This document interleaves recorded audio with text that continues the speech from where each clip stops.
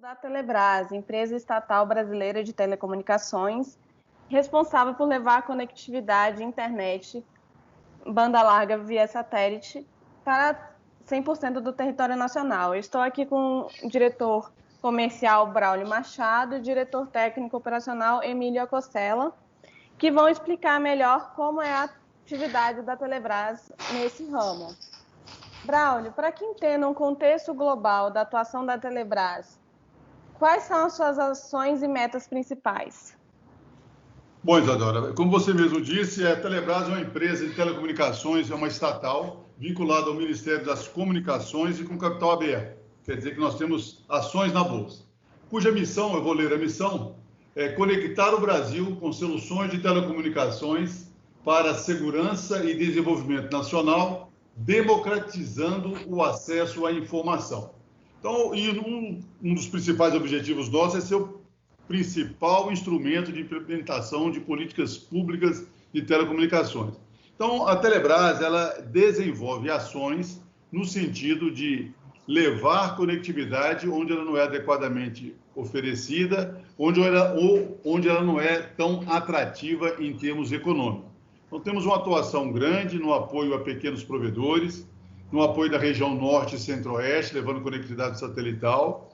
Temos um programa muito importante, que é o Governo Eletrônico Serviço de Atendimento ao Cidadão, em que nós somos a empresa prestadora do serviço para o Ministério das Comunicações.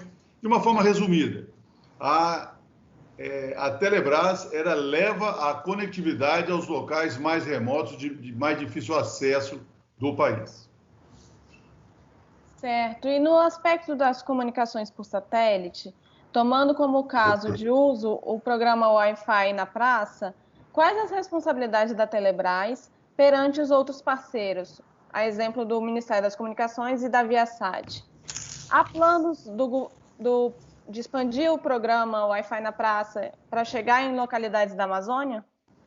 Bom, vamos por partes. Primeiro, ainda não existe um programa Wi-Fi na praça.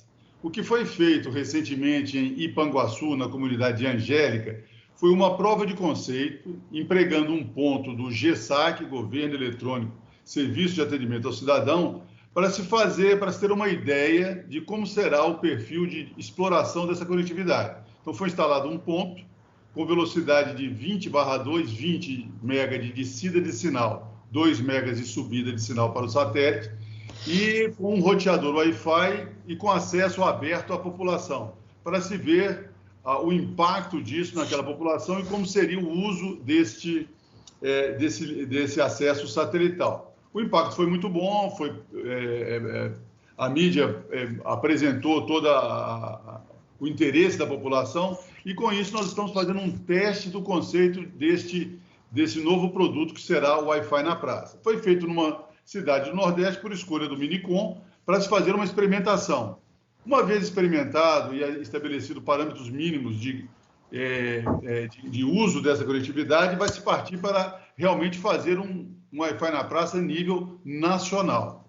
A intenção do Ministério das Comunicações é empregar ainda pontos disponíveis do contrato atual do GESAC, da ordem de um pouco mais de 1.000 pontos, para implementar o Wi-Fi na praça e para depois celebrar um contrato de âmbito nacional para expandir esse acesso a todo o território nacional. A ideia desse projeto é levar esse tipo de acesso a comunidades remotas que não têm acesso à internet. Quem teve a oportunidade de ver nas mídias sociais aí o impacto, ficou muito conhecido a imagem de 3 meninas na praça com o celular ali acessando redes sociais e outras coisas. É um tipo de serviço muito apreciado e muito demandado pelas populações mais remotas. Quanto aos parceiros, Minicom é o Ministério das Comunicações, é o nosso Ministério de Vinculação. Prestamos serviço para o Ministério das Comunicações. A Viasat é uma empresa privada americana que é parceira da Telebrás na exploração do satélite geoestacionário de defesa brasileiro. Então, a Viasat está conosco em vários trabalhos e serviços que nós oferecemos de exploração ao satélite. E a ideia do Wi-Fi na praça é atender todo o território nacional, em especial a região norte e a região centro-oeste.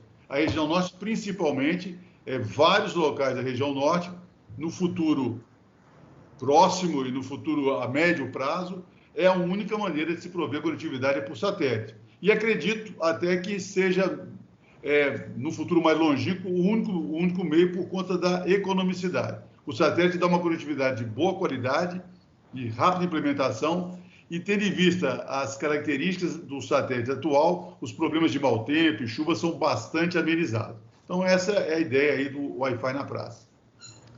Perfeito. E, Emílio, uma das ações da Telebrás em comunicações por satélite importantes para a Amazônia são as soluções transportáveis, utilizadas, como, por exemplo, na parceria com o CESIPAN, né, o Centro Gestor e Operacional do Sistema Proteção da Amazônia, com 20 megabits de download e 2 megabits de upload.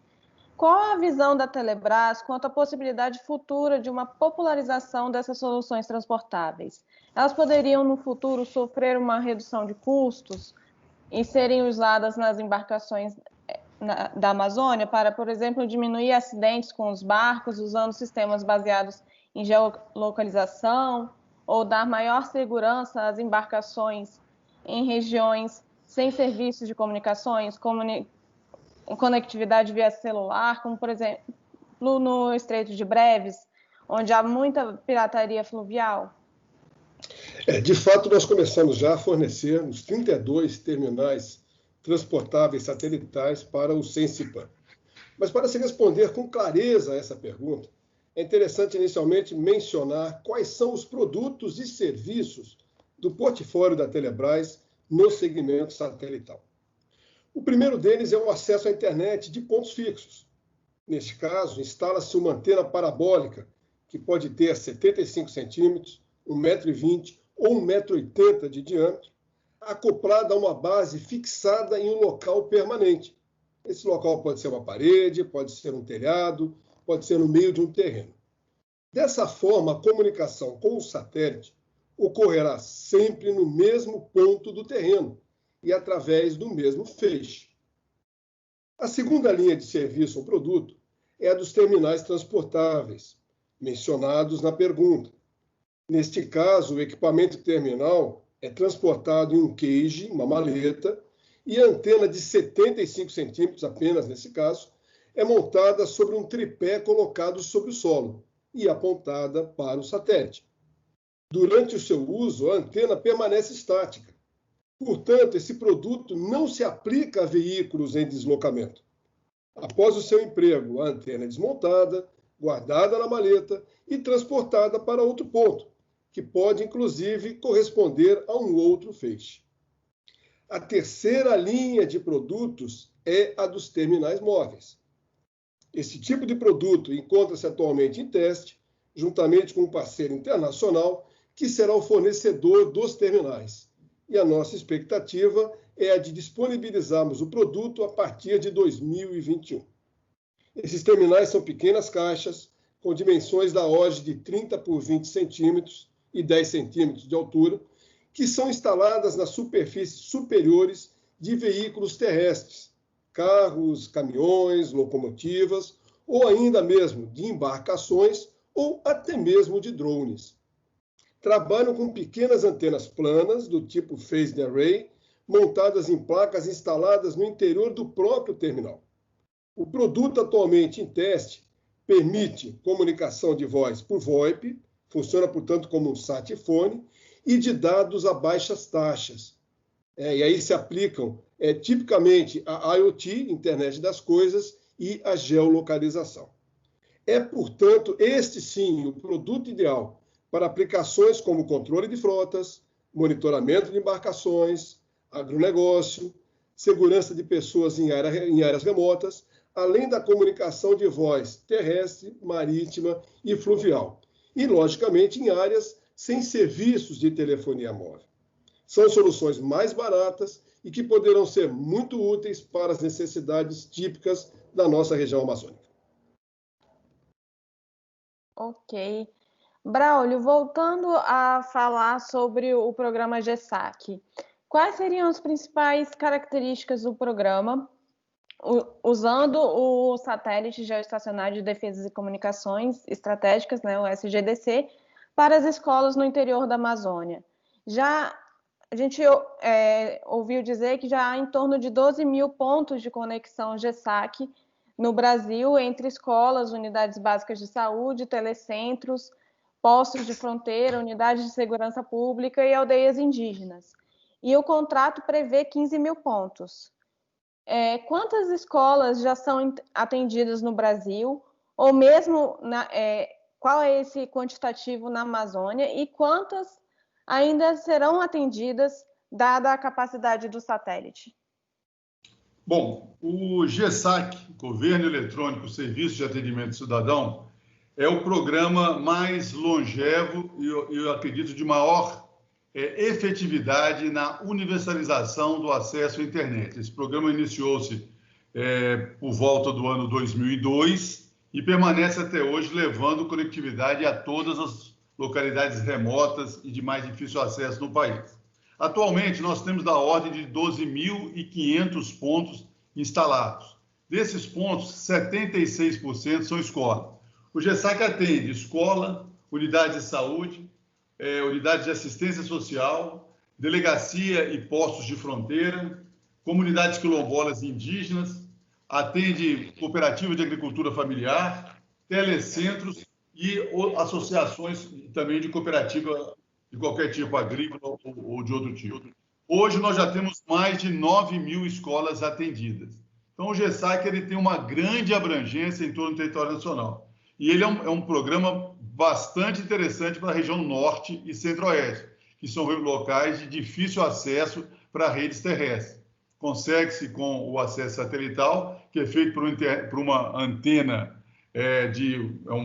uma antena de um diâmetro de 75 centímetros, uma antena pequena com um modem e, eventualmente, as localidades colocam um roteador Wi-Fi e, com isso, se tem um acesso de muito boa qualidade, rápido e de baixo custo para localidades bastante remotas. Então, a ideia, ainda existe aí da ordem de talvez 2 mil pontos disponíveis, 12.500 estão instalados, mas existe uma quantidade de pontos já demandados que estão em processo de instalação. Então, realmente, disponível no contrato atual, dentro daqueles 15 mil que foram citados, temos aí da ordem de 2 mil pontos que provavelmente serão consumidos na implementação do Wi-Fi na praça. O GESAC ele tem 3 tipos de acesso satelital, com uma velocidade de descida do sinal e uma velocidade de subida. Então, tem 10/1, 10 megabits por segundo para descida, 1 para subida, 15/1 e 20/2. Então, são velocidades bastante interessantes que atendem a escolas e pequenas comunidades.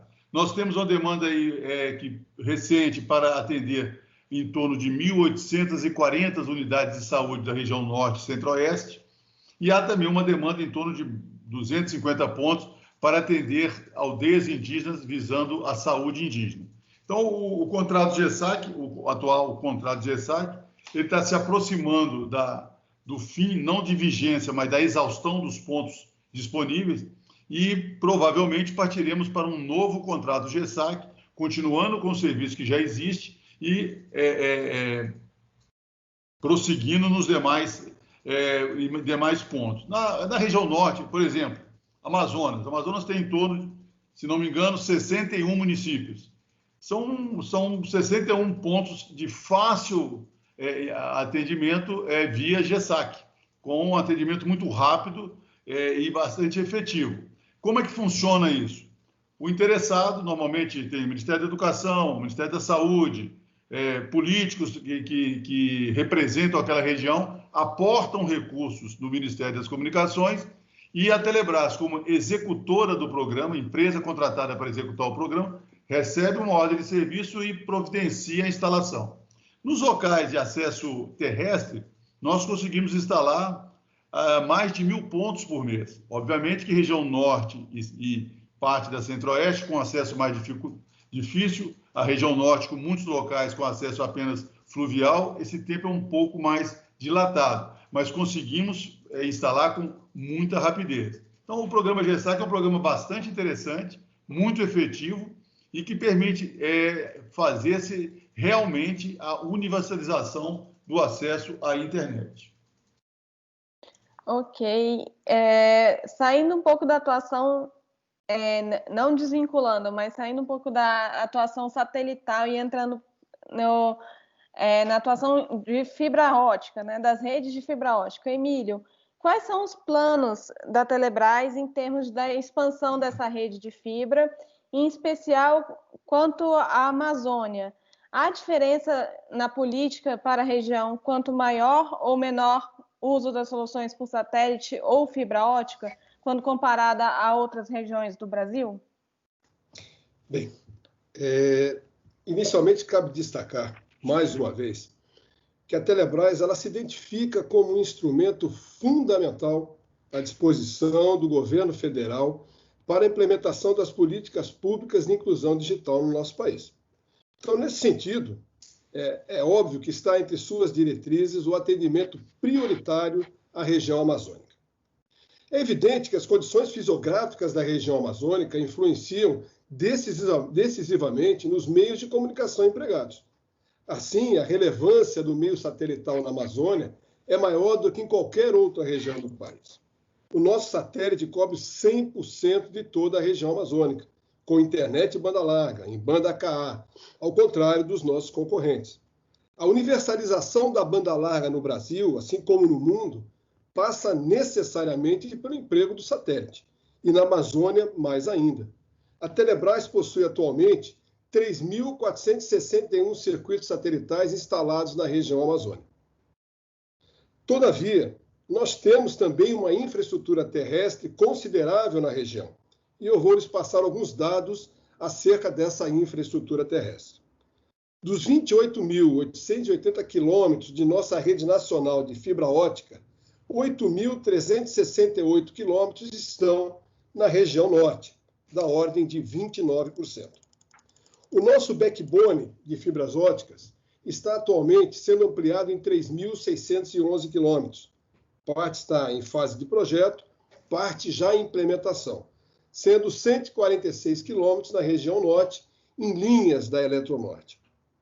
Das 365 estações de telecomunicações distribuídas pelo território nacional, 67 estão na Amazônia. A nossa rede IP, a rede IP da Telebrás, é composta de 98 roteadores de grande porte, roteadores Cisco, sendo que 7 estão na região norte, 2 em Manaus, 4 em Belém e 1 em Porto Velho. A Telebrás possui redes metropolitanas em 28 municípios do país, sendo 12 na região norte, em Manaus, Belém, Macapá, Boa Vista, Porto Velho, Rio Branco, Anori, Capiranga, Coari, Iranduba, Maracapuru e Codajás. E atualmente as redes metropolitanas das 6 capitais da região norte, mencionadas, estão sendo expandidas, bem como está sendo implantada uma nova rede, a rede metropolitana de Palmas, capital do estado de Tocantins. E os trabalhos esses trabalhos de implementação de redes metropolitanas na região norte deverão estar concluídos até o final deste ano. Por fim, dos 504 municípios brasileiros atendidos diretamente pela Telebrás com sua rede de fibras óticas, 54 estão localizados na região norte. A Telebrás ainda atende 567 municípios brasileiros de forma indireta, pela contratação de circuitos de última milha de outros fornecedores, de outras operadoras. E desses 567 municípios, 85 estão situados na região norte. Mas nós não estamos preocupados apenas em expandir territorialmente a nossa rede e o nosso serviço, mas também em manter ou melhorar a sua qualidade. Para tanto, estamos atualmente implementando um vasto projeto de modernização de nossos roteadores de grande porte e de revitalização da infraestrutura, abrangendo a renovação de bancos de baterias, instalação de geradores, de unidades retificadoras, de novos contêineres e gabinetes. Além disso, estamos levando adiante, em conjunto com a Rede Nacional de Ensino e Pesquisa, a RNP, um projeto de capacitação em transmissão ótica das principais rotas do nosso backbone DWDM, nosso backbone ótico. Esse projeto disponibilizará 40 canais de 100 gigabits por segundo, totalizando 4 terabits por segundo por rota capacitada. De 14 trechos em todo o Brasil, 4 estão localizados na região norte, e um quinto trecho conecta essa região a Brasília. E o projeto iniciou-se justamente pelas rotas da região norte, pela prioridade atribuída a essa região. E os 2 primeiros já foram entregues. São eles Belém-Macapá e Manaus-Macapá. Os próximos a serem entregues são Palmas, Belém, Cuiabá, Porto Velho e Palmas, Brasília. Ou seja, a Telebrás está em condições de prover conectividade para qualquer local de nossa região amazônica, por mais remoto que seja. Certo. E entrando no futuro, né, que são as tecnologias 5G, a Telebrás ela faz planos de uso dessas tecnologias? Ela planeja operar no mercado de redes privativas 5G? Bem, a Telebrás ela constituiu um grupo de trabalho para estudar qual é o espaço que existe para a atuação da companhia no âmbito do 5G, observadas as premissas decorrentes da sua missão institucional, do seu posicionamento estratégico e do seu plano de negócio. De antemão, a primeira premissa a ser observada é de que a Telebrás não é uma operadora de telefonia móvel, mas sim uma provedora de serviços de comunicação multimídia por meio de infraestrutura baseada em redes de fibra ótica e em comunicações satelitais. Por outro lado, a legislação que regula a atuação da Telebrás, como, por exemplo, o Decreto 9.612 de 2018, veda que a empresa preste serviço diretamente ao usuário final, a não ser em alguns casos de exceção. Simplificadamente, nós podemos prestar serviços a órgãos e entidades governamentais e a provedores de serviços de internet. Assim, a primeira parte da resposta é não.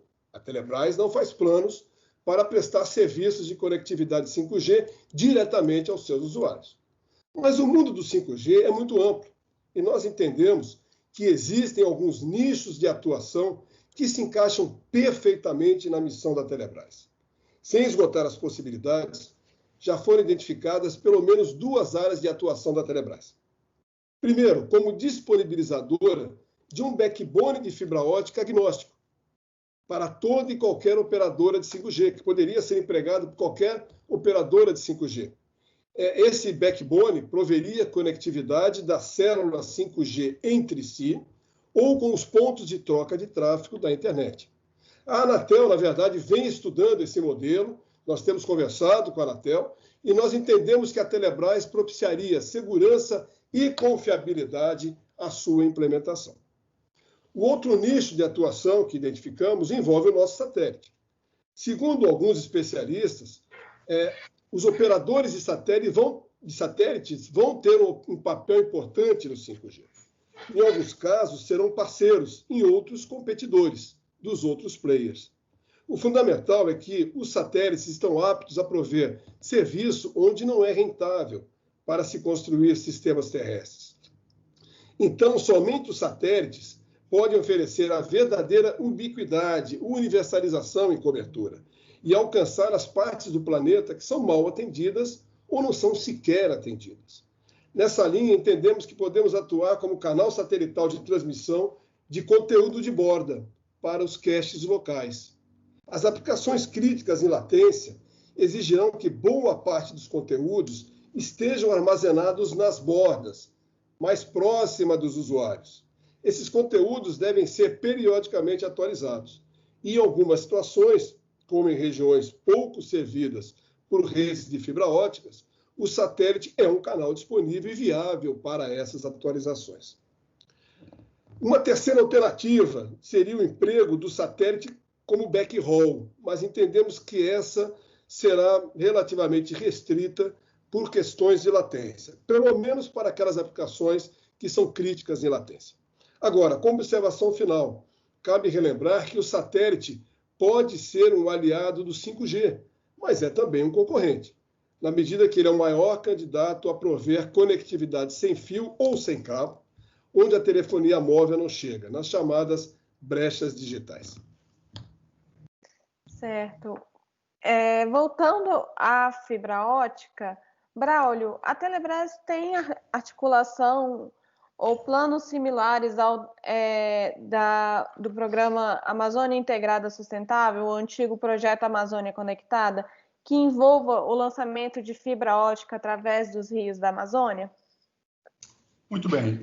O programa Amazônia Integrada Sustentável, antigo Amazônia Conectada, é um programa que nós entendemos de longa maturação. Por que isso? Conhece-se pouco da dinâmica dos rios da região amazônica e alguns deles são rios novos, são rios que estão encontrando o seu curso. Exemplo, o Rio Solimões. É um rio que transporta uma quantidade grande de sedimentos, é um rio que muda o seu curso a cada regime de chuvas e cujo comportamento de suas águas é pouco conhecido. Então, quando se fala em lançar cabo submarino, conhece-se com muito detalhe o comportamento de correntes, temperatura, trações, esforços que esses cabos são submetidos. Quando se fala em lançamento de cabos de fibra ótica ao longo dos rios da Amazônia, cada rio é um sistema específico, com comportamento específico, e vai demandar um tempo grande de experimentação para se conhecer a dinâmica e quais as características físicas do cabo que será usado. Além disso, como a região é muito dispersa e há interferências diversas, há o problema de vandalismo, quando se rompe a fibra, imaginando que seja fibra que é fio de cobre ou coisa parecida. Há a influência também de pirataria, que rompe a fibra por intenções diversas. Então, o programa de lançamento de fibras óticas ao longo da cara dos rios da região amazônica é um programa interessante, a ideia é interessante, mas de difícil implementação e que vai demandar muitos anos para a sua consolidação. Fazendo uma conta muito ligeira, em torno de 30 milhões que foram usados inicialmente na Amazônia Conectada permitiriam da ordem de 3.000 conexões satelitais, que seriam implementadas em 3, 4 meses e atenderiam essas comunidades por mais de um ano. Então, nós temos hoje um satélite geoestacionário com um horizonte de 15 anos de vida útil pela frente e esse satélite, no que eu entendo, deve ser explorado para prover inicialmente a conectividade para esses locais. E à medida que a fibra ótica, com muito esforço e pesquisa, for avançando e se chegando a uma solução estável dessa fibra, aí sim o satélite vai sendo usado ou como um backup ou desativado, se for o caso. Mas lembro que a conexão por fibra ainda demandará muito tempo para que ela fique efetiva. E causa-se uma grande frustração, porque quando se leva a conectividade por fibra, instala, começa a usar, é uma comunicação de muito boa qualidade. Ela é rompida.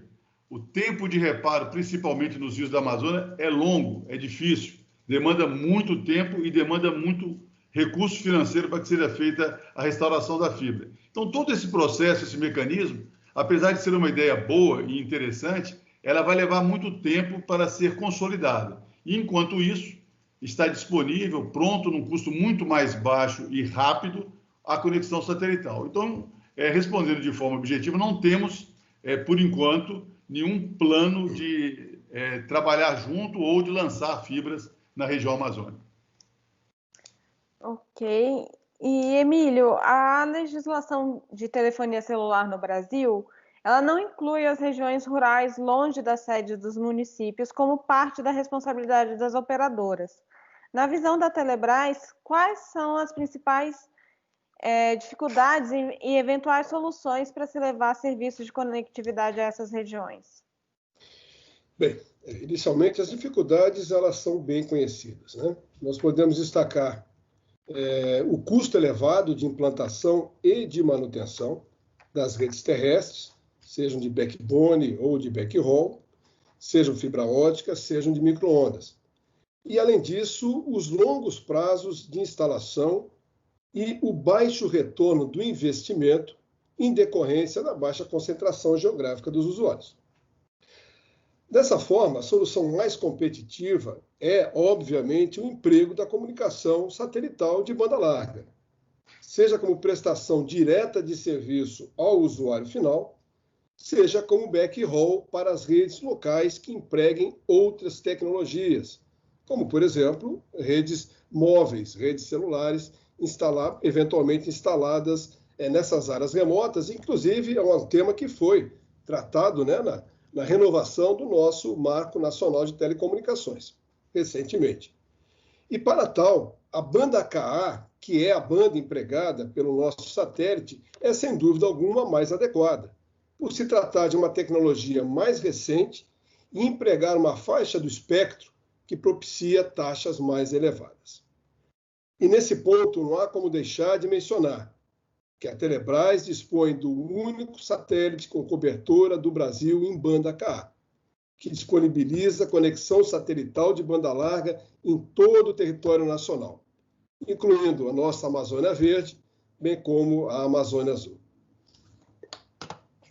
Ok. E para finalizar, Braulio, há algum plano ou interesse da Telebrás em projetos pilotos de rede comunitárias?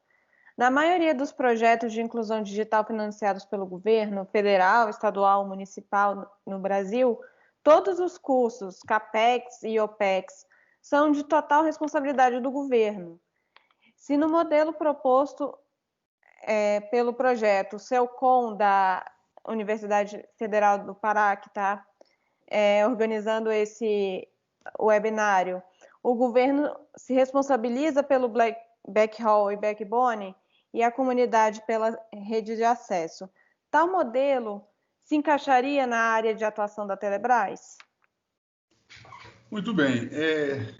Como eu disse no início da entrevista, o nosso objetivo é levar a conectividade onde ela não é ofertada ou ela não é economicamente atrativa para as operadoras. Então, nós queremos universalizar o acesso à internet e queremos ser o principal instrumento de implementação de políticas públicas de acesso. Então, qualquer iniciativa no sentido de promover esse acesso, principalmente nas comunidades mais remotas, é do interesse da Telebrás e é possível montar-se um plano ou procurar-se atender. Na maioria dos locais em que, por exemplo, o GESAC, como foi falado, todo o investimento é de governo, é uma prestação de serviço, periodicamente tem que se aportar recursos para se manter esse acesso. De outra forma, se tivéssemos em alguns locais em que a Telebrás chegasse com a conectividade e alguém explorasse essa conectividade para a comunidade, distribuísse esse acesso e pagasse por ele, por intermédio do valor auferido com a conectividade, ou seja, criasse um arranjo produtivo em cada local desse que pudesse, mesmo que parcialmente, custear principalmente a parte de custeio, realmente, sendo um pouco de pleonasmo, hein? Mas isso seria muito interessante para a Telebrás, porque nós poderíamos levar a conectividade, entregar essa conectividade na comunidade, o governo aportaria, por intermédio do Minicom, o investimento inicial, parte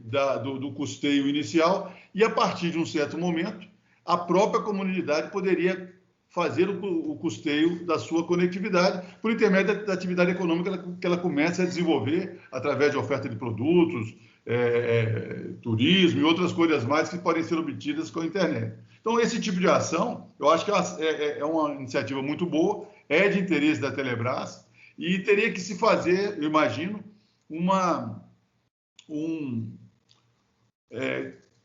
acertar com o Ministério das Comunicações a forma melhor de se implementar isso. E a Telebrás está pronta para, uma vez havida a decisão, aportar e levar conectividade. Principalmente, falando aí do caso do Pará, daquelas comunidades mais remotas, que a gente consegue colocar um acesso satélite muito rápido e que, se houver o interesse da comunidade em explorar isso economicamente e, no futuro, retornar com recurso para custear a conectividade, é a solução ideal, ou seja, leva-se a conectividade a quem não tem, a internet ela abre uma janela para o mundo, aquela comunidade começa a ter acesso a novos serviços e a novas oportunidades de negócio, de conhecimento, de educação, começa a gerar valor com isso e começa a pagar pela conectividade. E gera-se um ciclo virtuoso de promoção de acesso e de desenvolvimento de cada uma dessas regiões. Então, de forma efetiva, esse tipo de iniciativa é do interesse da empresa e a empresa pode, eventualmente, dependendo do plano, contribuir com essa iniciativa. Ok, eu gostaria de agradecer a participação do diretor comercial da Telebrás, Braulio Machado, e do diretor técnico operacional, Emílio Acostela. E, em nome da Telebrás, a gente agradece à Universidade Federal do Pará pela oportunidade de participar desse webinário de conectividade em 5G na Amazônia e estamos aí para futuros contatos. Muito obrigado. Bom dia. Muito obrigado. Bom evento a todos.